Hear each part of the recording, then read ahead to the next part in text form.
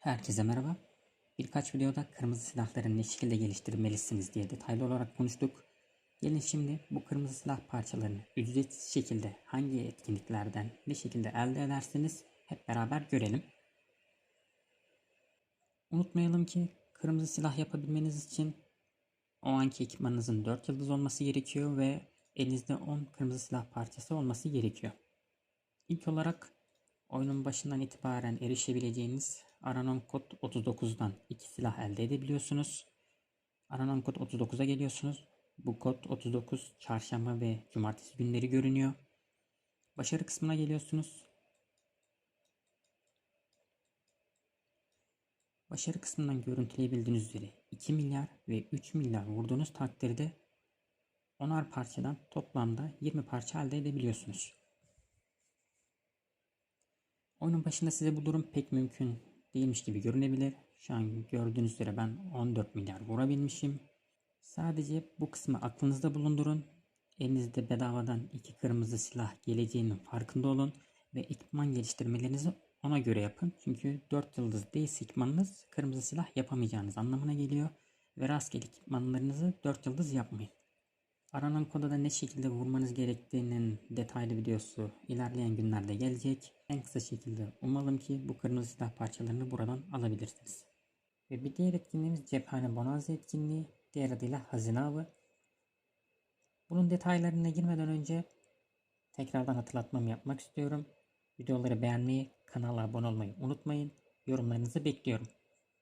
Buradan da aynı şekilde 10 kırmızı silah parçası elde edip ücretsiz bir şekilde bir kırmızı silah daha yapabilirsiniz. Buna ek olarak yandan size 30 ekipman taslağı ve seçim yaparken buradan cevheri seçiyorsunuz ve toplamda 250 binin üzerinde cevher elde edebiliyorsunuz. Buradan kırmızı silahı tamamen ücretsiz bir şekilde alabilmek çok uzun sürüyor. Bunun detaylarını daha önceki videolarımda anlatmıştım. Tekrardan tüm detaylarına girmeyeceğim. Fakat üstünkörü tekrardan burada da anlatmak istiyorum. Yan tarafa koyduğum görsellerden bakabilirsiniz. Hiç para ödemeden ve 205 TL'lik paketi alarak ne kadar sürelerde açabildiğinizi görebilirsiniz.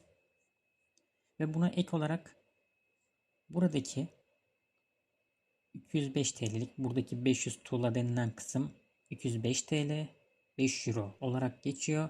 Buradan 10 parça almak yerine yani 205 TL harcamak yerine buradan elmas kısmına geliyorsunuz. Günlük indirimden bakın buradan herhangi bir 40 TL'lik paketi alarak işleminizi tekrardan hızlandırabilirsiniz. Tekrardan bu kısma geliyorum. Bakın herhangi bir paket alın diyor.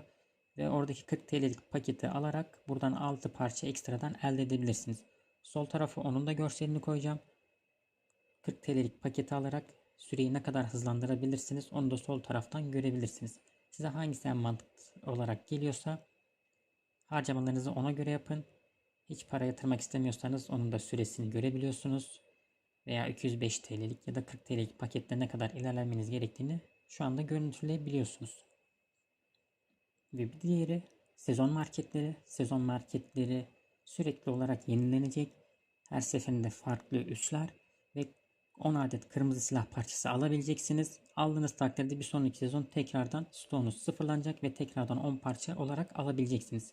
Şu an ben aldığım için göstermiyor fakat 10 parça olarak önümüzdeki hafta tekrardan yenilenecek. Çünkü sezon 5 başlayacak.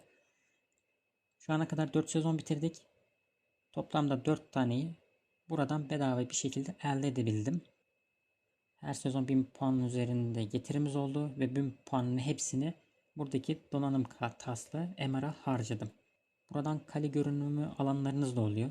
Eğer ki kale görünümünüz varsa yatırımınızı donanım taslakları MR'lara yani kırmızı silahlara yapın. 4 sezon 4 tane kırmızı silah elde edebildim. Eğer ki harcamalarımı başka şey yapsaydım bu kadar ileri gidemezdim. Toplamda 11 kırmızı silaha ulaşamazdım. Sezon 1'de belki 1000 puana ulaşamazsınız çünkü sezon 1 puanlama konusunda biraz daha kötüydü diye hatırlıyorum. Ve lider daha fazla alıyordu. Diğer sezonlarda ise daha dengeli bir puan dağılımı olacak.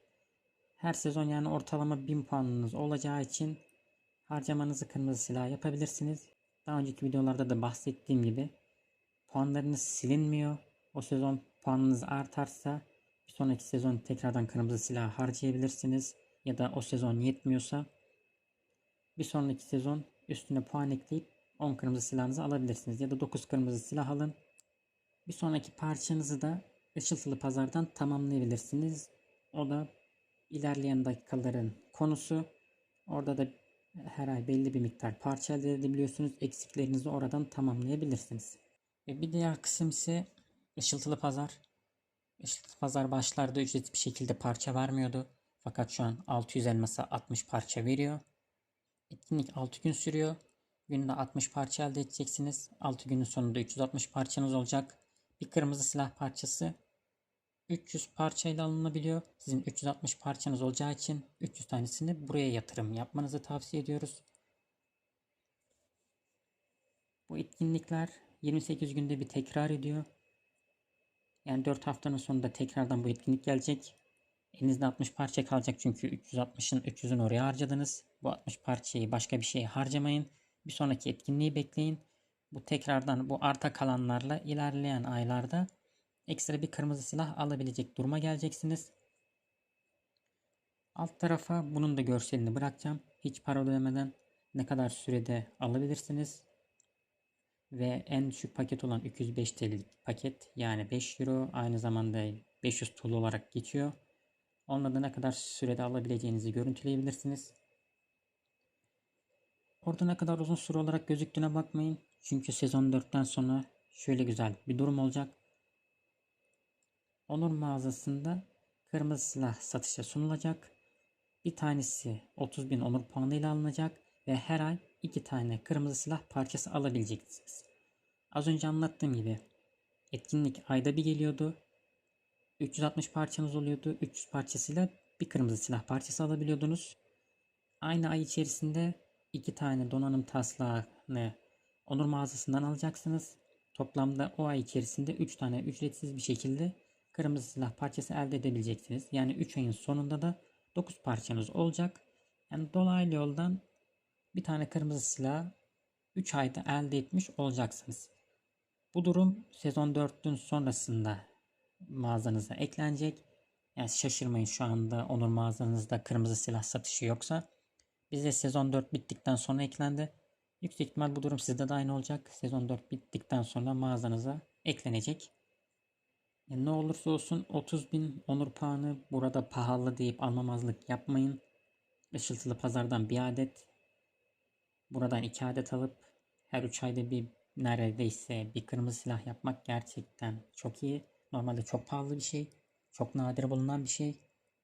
Bütün oyunculara, güçlü oyunculara bakarsanız bile yani balina değilse balinanın bir tık altı olan oyuncularda bile bu kırmızı silahlar full değil ve oyuna etkisi büyük faktörler.